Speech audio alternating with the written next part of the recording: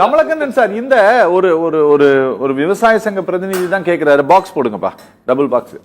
இந்த இந்த கட்டண உயர்வை எதிர்த்தெல்லாம் ஏன் எந்த தொழிற்சங்கமும் இப்ப தோமுசாவாக இருக்கட்டும், இல்லது உங்களுடைய அண்ணா தொழிற்சங்கமாக இருக்கட்டும், இல்ல மோட்டார் காங்கிரஸா இருக்கட்டும், இவங்க எல்லாம் யாருமே போராடுறது இல்லையே, என்ன காரணம்னு கேக்குறாங்க. சார், நாங்க நிறைய போராட்டங்கள் எல்லாம் கையெடுத்திருக்கிறோம் சார். அதுல டோல்ல நிறுத்தி தகராறு பண்ணி இருக்கிறோம். எவ்வளவு பிரச்சனை இருக்கு உங்களுக்கு தெரியும். அங்கங்க டோல்ல பல ப்ராப்ளம் வருது. ஆனா மத்திய அரசாங்கம் மாநில அரசாங்கம் ரெண்டும் ஒன்னா சேர்ந்துக்கிட்டு எப்படியாவது இந்த போக்குவரத்து தொழில இருக்கிறவங்க கிட்ட இருந்து கட்டணத்தை புடுங்கதான் இருக்காங்களே வழிய, ஏதாவது ஒரு காரணத்தை சொல்லி நம்ம வழக்கு போடுறது, நம்மளுடைய சங்கத்தை சார்ந்தவங்க நிறைய வழக்குகள் நிலுவையில் இருக்கு.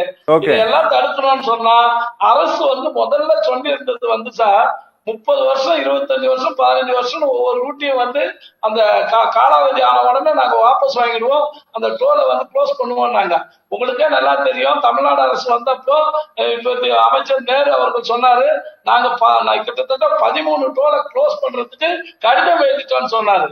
கடிதம் எழுதி சொன்னது 2.5 வருஷம் ஆயிடுச்சு. இன்ன வரைக்கும் அது எந்த விதமான நடவடிக்கை அவங்க எடுக்கிறது இல்லை. என்ன காரணம்னு சொன்னா, மாநில அரசு பல இடத்துல எதிர்க்கிற மாதிரி சொல்றாங்களே ஒழிய அதை பர்மனண்டா அதுக்கு ஒரு சொல்யூஷன் தேட நினைக்கிறது இல்லை. மத்திய அரசாங்கம் பாத்தீங்கன்னாக்கா அதை ஒரு கான்ட்ராக்டை விட்டுட்டு இன்னைக்கு கிட்டத்தட்ட தமிழ்நாட்டுல 43 டோல் இருக்குதுன்னா 13 டோலுக்கு மேல காலாவதி ஆகி போச்சு, டைம் முடிஞ்சிருச்சு. அதையெல்லாம் நீக்கணும், அதுக்கான முயற்சிகளை எடுக்கணும். நாங்க போராட தயாரா இருந்தாலும் வழக்கு வழக்கு வழக்கு என்று போடுறாங்க. அந்த தனியார் டோல் நடத்துறவங்க கூட தனியார்ன்றதுனால பெரிய பெரிய வக்கீல்களை வச்சு வாதாடுறாங்களே ஒழிய சங்கத்துங்களால அந்த அளவுக்கு எல்லாம் பெருசா 25 லட்சம் 50 லட்சம் கொடுத்துலாம் வக்கீல் வைக்க முடியாது சார். ஓரளவுக்கு தான் எங்களால பண்ண முடியுது. நாங்களும் முயற்சிக்கிட்டு இருக்கிறோம். அதாவது மத்திய அரசாங்கம் என்ன பண்ணணும், இன்னைக்கு சாலையை மேம்படுத்த 1 லிட்டர் டீசலுக்கு 2 ரூபாய் மத்திய அரசாங்கத்துக்கு இந்த இதுல மாநில அரசு கொடுக்குது சாலையை மெயின்டெனன்ஸ் பண்றதுக்கு. அதையும் அவங்க பயன்படுத்த சாலை வரி கட்டுறோம், அதையும் அரசு எடுத்துக்குது. 3வது இந்த மாதிரி கட்டண கொள்ளை.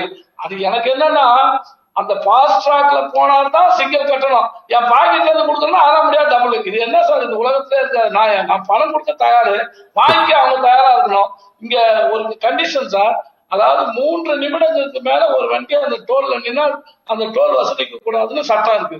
ஆனா அதை பத்தி எல்லாம் பார்க்கல, 1/2 மணி நேரம் நிக்குது ஒவ்வொரு டோல்லையும் வண்டிங்க.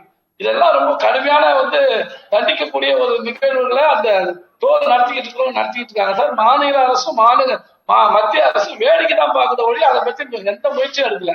குறிப்பா சொல்லணும்னு சொன்னா, உளுந்தூர்பேட்டையில இருந்து சேலம் வரைக்கும் பாத்தீங்கன்னா அது 6 வழி சாலை.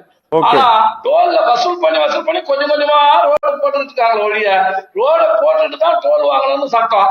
ஆனா டோல் முதல்ல போட்டு வசூல் பண்ணிட்டு சாலையை ரெடி பண்ணிட்டு இருக்காங்க sir. Okay okay okay okay okay okay